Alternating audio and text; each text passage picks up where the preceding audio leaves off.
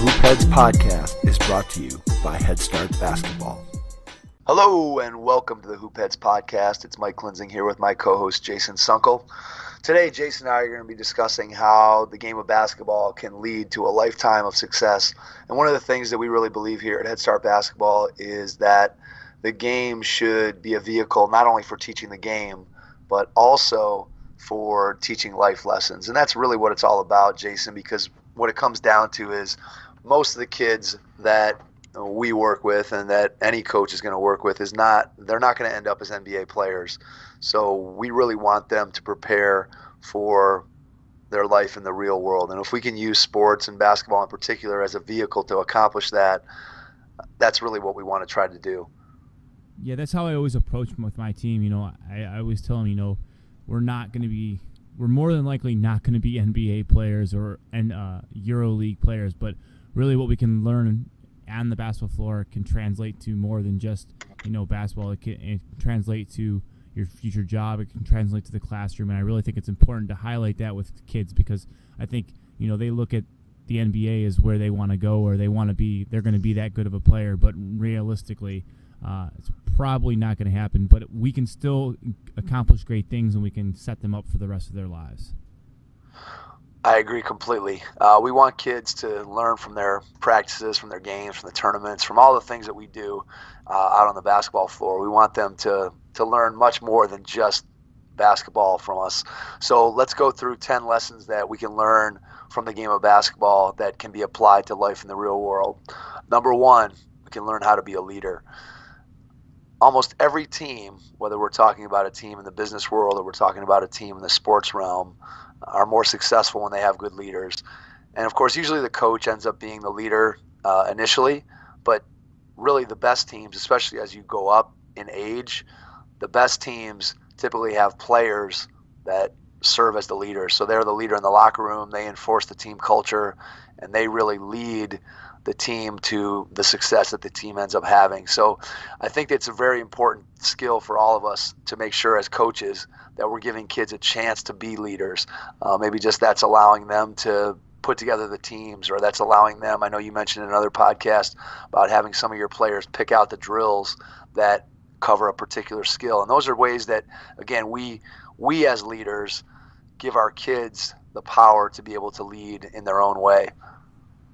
Yeah, I always try to put it on my, who I deem as some of my better players. I always try to pull them aside and say, hey, you need to be a leader to improve the team. You need to step up. You need to show the way because obviously the kids are all watching you play. So I think it's really important to give them that opportunity to be a leader because ultimately, they're going to be leaders on the basketball floor. But once again, kind of going to where we're talking about in this podcast is, they need these heavy skills in future lives and future jobs and wherever they're going to go in their future lives. So it's really, really important to give them the opportunity to lead here because they're, 12, 13, maybe even younger year old kids that you want to have that opportunity to kind of branch out for the future, and it's really important for them. All right. Yeah. Let me jump in. Let me say one more thing on that before we move on to number two. One of the things that I think is really important for us to get kids to understand through the sports realm is the idea of servant leadership, which basically means that you are looking out for someone else first before you look out for yourself.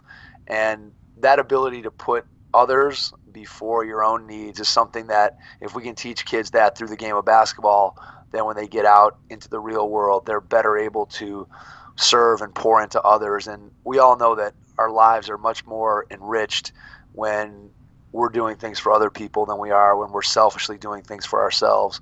So I think that servant leadership piece and that ability to develop that in kids is really something that we want to try to focus on whenever we're working with kids, both in a camp setting or in a more formal team setting. So go ahead and jump into number two. All right, sure. Number two is learning to persevere. Obviously, most players, success isn't just going to come very easily for them. They're going to have to work through it. They're going to have to work through some obstacles, some bumps in the road. The obvious example would be you look at Michael Jordan, who got cut from his freshman basketball team, who supposedly got told he should find another sport to play. You never know if that's a real true story or not, but he fought through it and ended up, I mean, obviously he's in the conversation probably right now, still probably the greatest player of all time. But you know, you're going to find obstacles. You're going to run into things. And it's not just on the basketball floor. You know, you might go get a job interview and not be successful in the job interview in your future life. And you have to fight through that and have the confidence in yourself. You have to persevere, be resilient, to go out there and know that you'll eventually find the right spot. That job wasn't the one for you, but there's still plenty out there for you. So I think it's really important to stress to kids that, you know, you have to be able to persevere. You have to be resilient in order to survive when it comes in future life and on the basketball floor. Yeah, things just don't come easy, no matter where you are. We all know that the reality is that hard work is really what translates into success. And if you're willing to put in the time, you're willing to put in the effort, whether that be in your basketball career, whether that be as a student, whether that be as a musician or an artist or as a business person, whatever the case may be, by learning to fight through those difficult times and have some strategies for how do I get through these difficult times, that really is a skill that translates all across, you know, a wide variety of life experiences that kids and adults may have. So we really want to make sure that when things get difficult, that we teach our kids that they continue to push through and continue to work hard and understand that, you know, the growth in terms of a kid's ability to develop, let's just use basketball skill, that it goes through fits and starts. It's not a very smooth process going up the hill. Sometimes you move the rock up the hill, so to speak, and it gets stuck or it rolls back on you a little bit, or you get to a plateau and for a while you don't see much improvement. And then if you keep pushing, you keep striving, you keep working, eventually you get to the point where, okay, now you start to see that success as the hard work begins to pay off. And I think that, again, is something that translates all through, all through your entire life when you learn that through the game of basketball. I have one quibble, though, with one of the things you said when you mentioned the word probably in reference to Michael Jordan. I couldn't let that slide through. I don't think we should even have probably as a qualifier. No offense to LeBron. All right, you're probably right. And by probably, I mean you are right. All right, so we'll jump out of that. We'll leave that for another topic. Maybe we need to make that a podcast all of its own. The Michael Jordan versus LeBron James case for the all-time greatest player. So we'll leave that for a different podcast. Number 3, a life lesson that we can teach through the game of basketball is the fact that preparation is key to success. So when you're a basketball player, especially if you're a basketball team, you have to go out and you have to practice. You have to practice both as an individual to get your skills up to the level that you need to be successful out on the court. And as a team, you need to practice together so that you're prepared to compete against your opponent.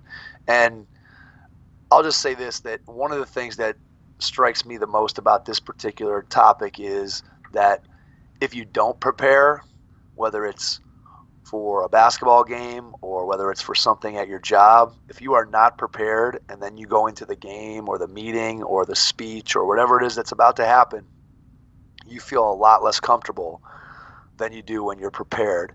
And I think that's one of the things that sports definitely teaches kids is that, hey, you have to be prepared. You have to get out there and put in the work. And when you do, then you tend to go into your game or your competition much more confident than when you haven't put in the work.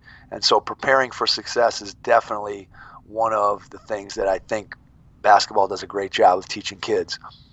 Yeah, I really, we've talked a lot about it on the podcast before about hard work and putting in the preparing for yourself and for your team to be better. And I think, we've talked a lot about it also at our player development skill nights, plug. On Monday nights, you talk about having to put the hard work in and getting yourself ready to play on the court. You can't just show up and expect things to happen. You can't just walk through a drill and expect it to make you a better player. So I think it's really important to take all of these things as far as getting yourself to be better player. You have to take it seriously. You need to prepare properly. You can't just, I remember one time this past season when I was going through, we were having a video session, and I found them, we've talked before about how they can be very valuable if you're using them properly.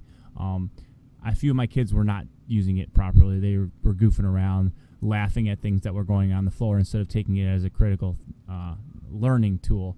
And I kind of talked to them about, this is something that we can use to prepare ourselves when we play this team again, because we still had 2 more games against this team. So, we got shellacked the first time we played the team, and I was trying to point out different things we could do. Well, lo and behold, when we made the preparation and we made the adjustments that we needed, we ended up beating the team the second time. So, I think it's really important to understand that you have to go in with the right mindset, you have to go with the right attitude, and that would kind of go along with being prepared for the getting better. All right, why don't we jump into number 4, Jason? Number 4, sure. Cooperate for the good of the team. And, this is something that is hard for a lot of people, whether it's on the basketball floor or in everyday work environment. You aren't going to always agree or see eye to eye with every single person that you work with or play basketball with. But at the same time, you have to be able to cooperate and get along with that person. You're always going to have the kind of the headbutting and people not seeing what you see, but you have to be able to make adjustments, and you have to be able to understand that the team comes first. No matter what, you are there to play basketball with a team. You are not there for a one-on-one show. You are there it's a 5-on-5 basketball game where you are working with 7, 8, 9 other guys on your team, or girls. You have to be able to work with anyone in order to be successful, and that goes in the work environment too. Yeah, absolutely. I can think back to both my days as a player and my more recent days as a coach, where I had teammates as a player that I liked and that I got along with and that I was good friends with off the court. And I also had teammates that, to be quite honest, I didn't like very much and didn't want to spend any time with them off the court. But at the same time, you have to figure out a way as a good teammate to make sure that when you're out on the floor with them, that you're playing the right way, that you're treating them no different than you would treat any other teammate. And you're figuring out a way that even though we have our differences and even though we may not be the best of friends, we can still figure out a way to collaborate, to cooperate, to get the job done, whether that be, again, out on the court or whether that be a work team or a coworker. We have to figure out a way that we can maximize our potential by working together, even though we may not see eye to eye.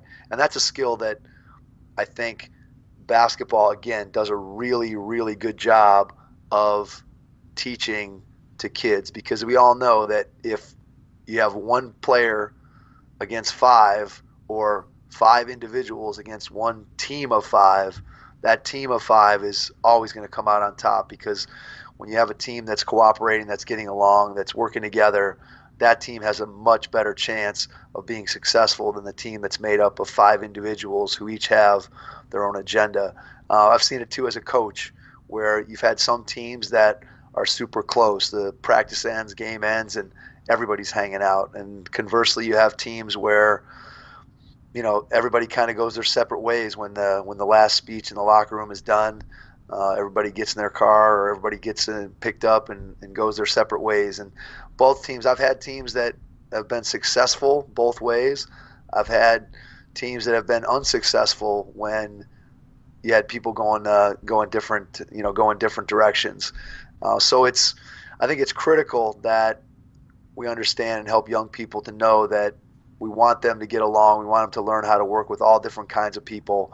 And sports and basketball in particular brings people together and requires that they work together as a team in order to be successful. If they don't, it's rare that you have a team that doesn't play well together that has a very successful season. So in the long term, by playing on a team, by being part of a basketball team, I think kids learn that cooperation is the best way to go when it comes to trying to meet a particular outcome. Let's go on to number 5. Number 5, as far as life lessons you can learn in the game of basketball, is to know your role. And good teams have players with defined roles. And I was listening to something in the last day or two, different podcasts where they talked about how that even in professional sports, and we're talking about the very best players in the world at their particular sport. Let's take the NBA. What are there? Maybe 400 guys playing in the NBA at any one time.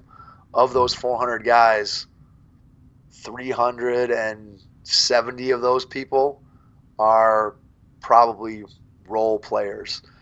There's very, very few superstars, and the same thing goes for any team that a kid might play on. So what kids need to learn is that everybody has a role, and your role may not be to be the star of the team. Your role may be you're a defender. Your role may be you're a rebounder. Your role may be that you're the assist player. Your role may be that you're the 12th man on the bench and you bring enthusiasm and work hard during practice. So the key is you have to know and understand what your role is. And that doesn't mean that you have to be accepting of that role for your entire career. You may end up in one role as a sophomore in high school and then grow 3 inches and work really hard in the summer between your sophomore and junior year, and suddenly in your junior year, you've expanded your role. So I think that's one of the things. I heard it somewhere, I believe it might have been Drew Hanlon, but I could be wrong, said that you want to work as hard as you can at the role you have today while preparing for the role that you might have in the future. And when players do that and they understand that I have a specific role to play, that leads not only to individual success but also to team success. And of course, the same thing is true for people in a business. I've got to know what my role is, what I need to, what tasks I need to accomplish in order for our overall team or our overall business to succeed. And so if kids, again, can learn that through the game of basketball, they're going to be one step ahead when they get out in the real world. Yeah, I have 2 points about knowing your role. The first point is, I make it a point to individually talk with each of my kids as the season's starting, as the season's progressing, what I see is their role on my team, because I think it's really important, because if I don't have that conversation with them, I don't necessarily know that they know what their role is. And I'm not going to sit here and talk with all 15 or 14 guys on my team, however many you're at. I had 12 this past year. I'm not going to talk in front of the whole team saying this is what I want you to specifically do, because I would like to have that one-on-one conversation before we get to that whole talk about it with the team. The other thing I always talk about with my kids is, I talk about the team that I think has always been the best at defining roles on their basketball team, as when it relates to the NBA, because I think that's where their kind of lane is and they understand it. I always bring up San Antonio because I think Greg Popovich is probably the best person to define and put people in specific spots for success. Because, you look at Manu Ginobili, who just retired the other day. He was not a superstar, but he was the role player of the role players for that team for however many years. So I think they said 16 years he's been playing it for San Antonio. He had a role and he knew it, and he filled out that spot. So I think I always try to bring up San Antonio when I'm talking about knowing roles, because that team, in the grand scheme of things, you're never going to look back and say San Antonio had one of the top 10 players of all time or top 20 players of all time. Tim Duncan might be in that conversation, but you're never going to look back at that team and think, oh, man, they never had a LeBron James. They never had a Michael Jordan. They never had anyone like that, but they were so successful for an extended period of time with rosters like last year's roster without Kawhi Leonard. How ridiculous was it that they even made the playoffs, or they were in I think they ended up with the 3rd seed or the 4th seed, I don't remember. But regardless, they just were really, really good about defining roles. Right, and I think that comes from Popovich and the relationship that he builds with players. And that's one of the things that coaches, I think, a lot of times take for granted, is that before you can really coach a player hard, you have to build the relationship with the player to make sure that they know that you love them, you care about them as more than just a basketball player. You have to develop that relationship as a coach with your players. And then once you do that, now you can go to a Manu Ginobili, who's going to be, certainly at some point, he's going to be a Hall of Fame player, and tell that Hall of Fame player, hey, your role is you're going to come off the bench. And how many Hall of Fame players would be willing to accept that as their role? So it's a credit not just to Manu Ginobili for accepting that role, but it's a credit to Greg Popovich for creating the atmosphere and the environment that allowed people to thrive and accept what their role was. And so I think that's something that, as we look at what we're trying to teach kids, it's to help them to understand that when you play your role, whatever that role may be, when you play it to the best of your ability, that's how you're trying to build team success. And sometimes that's hard. I mean, you talked about talking with your players about what their role is. And did you ever get any pushback from kids where you said, hey, I see your role as being, the third player off the bench, and we just need you to rebound, and the kid that you were talking to thought they were a scorer? Or how do you handle that kind of situation, or what would you recommend? If I'm completely honest, I don't really get much pushback from the kids originally. Sometimes I can tell when they've gone home and talked to their parents, and then they come back with that whole situation.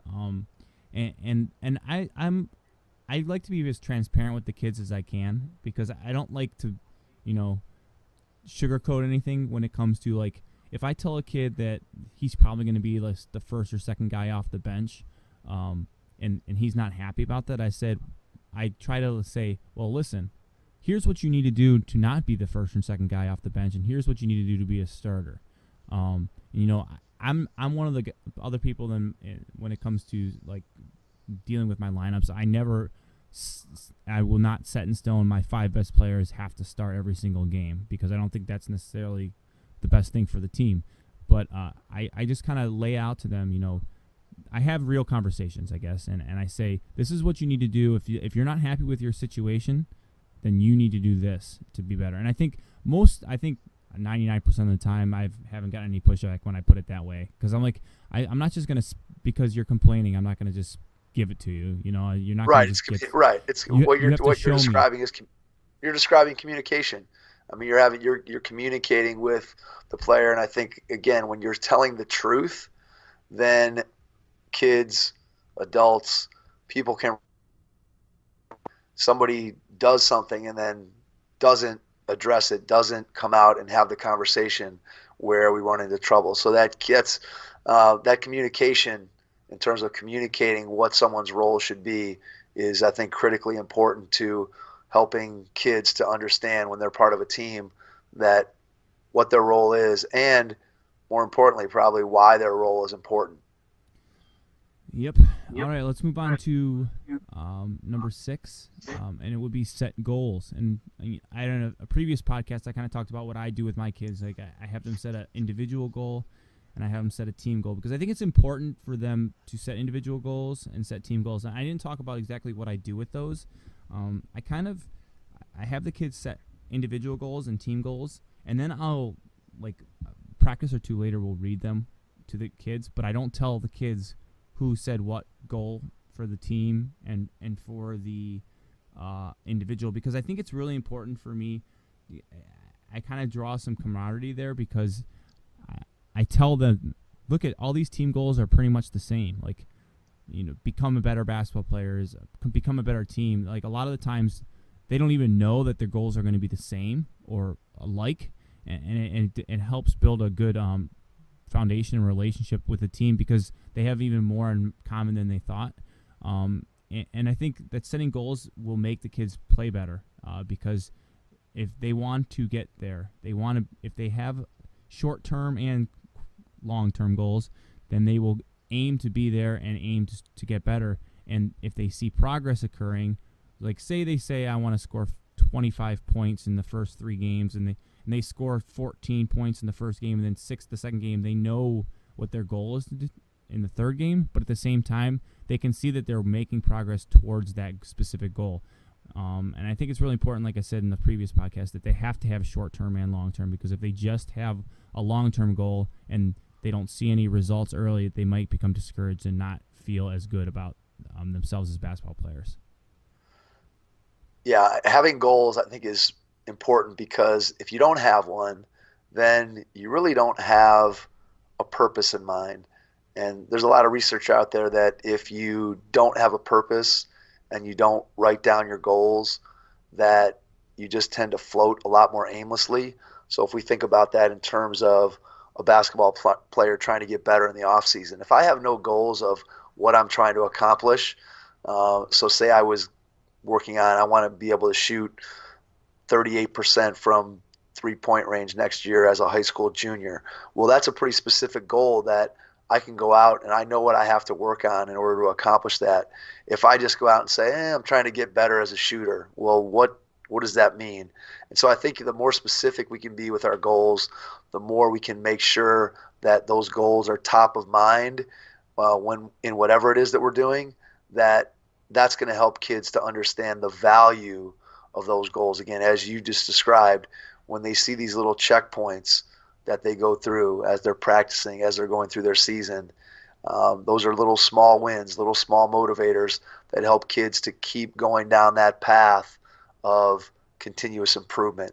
And without goals, again, you're floating. And I think it's very important to try to make sure that we have kids dialed in. Of course, we all know as adults, when we write things down, when we share our goals with other people, those goals are much more likely to be accomplished than the vague goal that might just be floating around in my head that I never ever get to. If I write it down, if it's measurable, if I share it with other people, those are goals that are going to help me to accomplish the things that I want to accomplish. So we can learn that again through the game of basketball, and it applies right on through our adult life. Let's go to number 7, which is from basketball, we learn that we have to work hard. And this one kind of goes without saying. Success without hard work is a myth. It doesn't exist.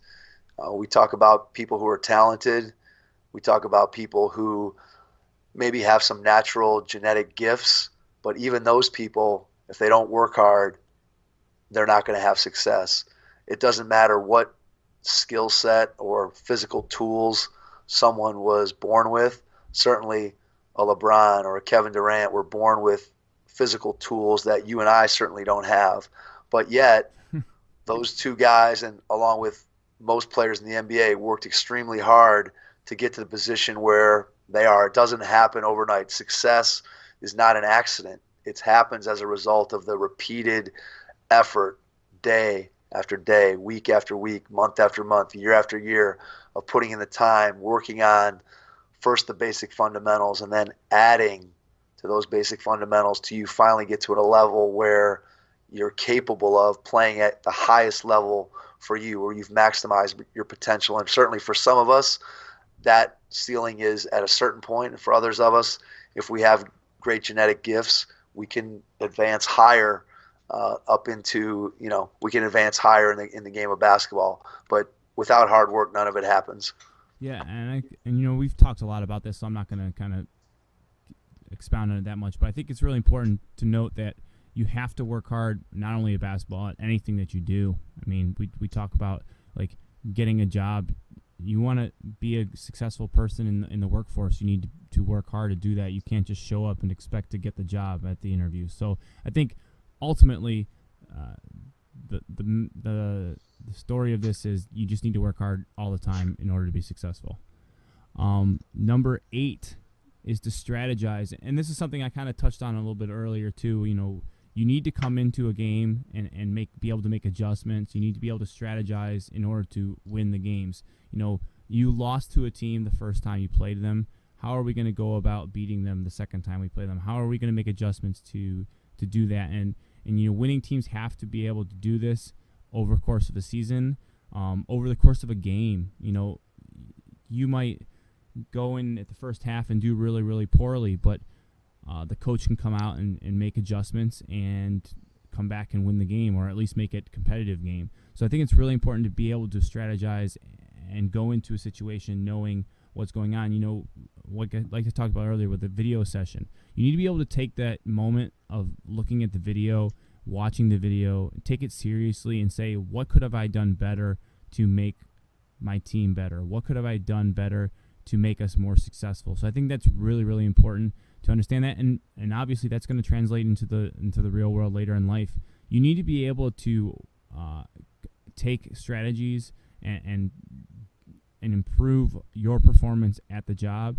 Maybe you did something wrong that you shouldn't have done wrong, but you need to go back and think critically about how can I go about changing that? And I think it's really important to strategize in all facets of life.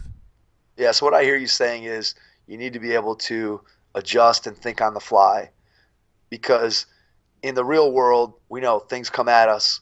Things come at us in our job, things come at us in our personal relationships, and we have to be able to adjust and think on our feet and be critical thinkers. And that's something that the game teaches you. The game teaches you how to make decisions, how to adjust to what the other team is doing, how to adjust to what your teammates are doing. And so that ability to strategize and think about, how can I do something differently so I get a better result? How can I take what my opponent is doing and adjust what I do in order to better my chances of coming out on top with a victory in the game? Those are things that are invaluable, that you can take with you into your regular life as you get older. And that ability to think on your feet and strategize is one that will serve you well in all walks of life. No matter what you do, the people who can think and have vision and can create strategies are the people that become valuable in all walks of life. Let's go to our next one, which is number 9, and that is be versatile. And in the game of basketball, especially today, and we've talked about it on other podcasts, the players today are far more versatile than they were if you go back 30 or 40 years ago. 30 or 40 years ago, players were pigeonholed into positions. You're tall, you're in 7th grade, and you're the tallest kid. Guess what? We're going to park you down on the block, and you're never going to leave there. Just grab some rebounds and make a layup once in a while. Today, guys that are 7 foot tall in the NBA are handling the ball like guards. They're shooting threes. Players play multiple positions. It's a completely different game. The more versatile a player is, the more diverse their skill set is, the more valuable they are. And the same thing goes through our work life. The more skills I have, the more knowledge I have, the more I understand the entire business that I'm in, the more valuable I become, because I just have an ability to go across different areas and do things in different areas of my life that allow me to have success no matter what it is that I'm doing. Yeah, I look back on when I was in high school, and you talked about it being 30, 40 years ago pigeonholed. I was pigeonholed back in high school. I was told, oh, you should be playing down low. You shouldn't be outside. You shouldn't be shooting three, blah, blah, blah, blah. And I wasn't really a three-point shooter. That wasn't specific. I should be posting up. And, I was tall, but I was never, really quote-unquote tall, but I was one of the taller guys trying out for the team. So, I felt like I always got pigeonholed at that point. But obviously today that doesn't happen. So I think it's really, really important to go back and really work on lots of different parts of your game. You can't just work on your posting up. You even see some of the smaller guys posting up in the NBA and now, and even in the leagues. I play a lot of open gyms with the Olmsted Falls kids, and there are some guys that are what I would not think is someone that should be posting up, at least not when I played. They post up, and they're really strong. So they're versatile in the sense of they've built up that strength and confidence that they are going to post up even though they are 5'3" or 5'4". So I think it's really important to be able to have that skill set. And they do a pretty good job considering they're not that tall. So I think, having all these different skills, like you said, it's going to be really hard if you are a great all-around player for the coach not to put you in the game. Whether you're quote-unquote should be a guard or a forward or a center, I think it's really important to just be able to do lots of things and be diverse in your skill set. Right, and that translates to life. The more skills you have, the more knowledgeable you are, the more indispensable you become, whether that's with your boss if you work for someone else, whether that's in your own business, whether that's in your family. Again, the more skill you have, the more knowledgeable you are, the more indispensable you become. And I don't think there's any way that we can dispute that. Basketball teaches you that you need to be versatile, and players that are versatile get more opportunities to get out on the floor and play. In real life, people who are more versatile get more opportunities to go out and have success in different areas of business or family, whatever it may be. the more versed you are, the more successful you're going to have. All right, let's jump to number 10, Jason. All right, number 10 is a lesson that you're going to learn for basketball. In basketball is show respect, and I think that ultimately I talk with my kids every single day about this. That respect is probably the most important thing for me. If I'm asking or telling them that they need to try and do something differently, or they need to be receptive to it, and they need to be respectful to me and their teammates, because I don't tolerate it. I don't put up with it. If someone's being disrespectful to a player or myself, then I just sit them right on the bench, and that's where they're going to stay, because I don't tolerate it, because it's just not polite, and it's not the way that we're going to do things, and that's the way I'm going to do things. I think it's really important for teams to create culture that is positive and respectful to one another, to the coach, and also we've talked about on a previous podcast, to the other team. The whole shake your hands at the end situation that I talked about before. I think it's really important to be respectful to everyone, including the referees. We're not going to show up the referees like the NBA players do. I'm just not going to tolerate it. So I think in the grand scheme of things, you're not going to be able to do that to your boss. You're not going to be able to get away with it. If you're not respectful to your boss in your future life, then guess what? You're going to get fired, or you're going to get demoted, or whatever they choose to do with you. But they're not going to tolerate it, because they've got a business to run. Right, or think about if you own your own business. If you're not respectful of your employees, if you're not respectful of your customers, you're not going to be in business very long. And they're going to leave, and you're going to get a bad reputation. If you get a bad reputation, then you're not going to have customers coming to you anymore, quite frankly. So I think it's really important. Respect is I stress it every single practice and every single game, how respectful we're going to be, and I think it's really important. Yeah, as a coach, I think that's one of the most important things that we need to try to teach, because a lot of times when we're talking about respect, you're just teaching things that maybe in the past might have been taken for granted. One of the things that I started doing, and I stole this from PGC basketball, was when kids come into practice, come over and shake my hand and say hello, and it's just a way of connecting with them, but also a way of them demonstrating respect. And then on their way out the door, after they get dressed for practice, or after they get dressed after practice and they're leaving, before they do, they had to come over and shake my hand as the head coach, and also any assistant coaches shake their hand. And again, it's another opportunity to have a connection, build a relationship with the kids like we were talking about earlier, but it also develops that respect. Work on a good handshake, work on looking someone in the eye, work on having a conversation with an adult when you're a 9-year-old or a 10-year-old or a 15-year-old, whatever the case may be. And that respect that you learn when you're playing on a basketball team, that could be respect for your coaches, as I just described. It could be respect for your teammates. It could be respect for officials. It can be respect for your opponent, like you described, are all things that when you learn how to be respectful in one area of your life, you're going to learn how to translate that respect to other areas of your life. And we all know that people who are respectful, people who are polite, things tend to work out better for those kinds of people. So if we can use basketball when a kid is 12 years old to teach them that concept of respect, man, is that going to pay off later on for them in their life when they're a 28-year-old that owns their own business, or they're a 34-year-old that works for someone who, again, controls their livelihood. And if you can be respectful and understand that that's an important piece of being a good citizen and really making sure that you treat everybody with respect, that respect is going to come back to you. So it's really important, especially if you're a coach, to make sure that you're incorporating teaching respect into what you do as a coach. All right, let's go ahead and do a quick review, Jason, of the 10 life lessons that you can learn from the game of basketball. Let's begin. Number 1, you can learn how to be a leader. Number 2, you can learn how to persevere. Number 3, you can learn how to prepare for success.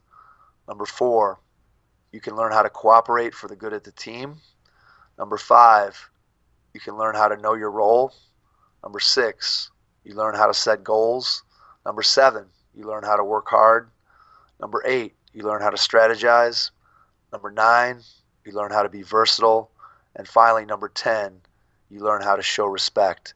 And before we jump off the episode, we just wanted to ask all of our listeners out there, if you're enjoying the podcast, if you would please go on iTunes for us and leave us a rating or review. That's one of the ways that the podcast gets out in front of a wider audience, and our audience is starting to grow.